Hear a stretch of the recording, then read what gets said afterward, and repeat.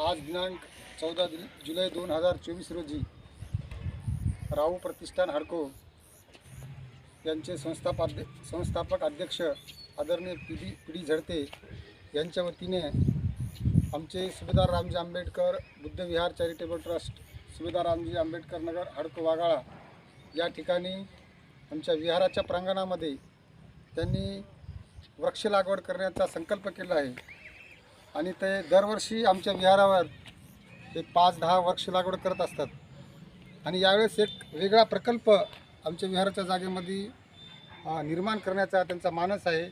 त्या प्रकल्पाचं नाव आहे मियावाकी प्रकल्प. आणि त्या प्रकल्पाच्या माध्यमातून या ठिकाणी झाडाची जोपासना करणे आणि त्या प्रकल्पाच्या ह्याच्यामधून आम्ही या प्रकल्पाचं नाव या ठिकाणी विद्याधन प्रकल्प असं ठेवलेलं आहे.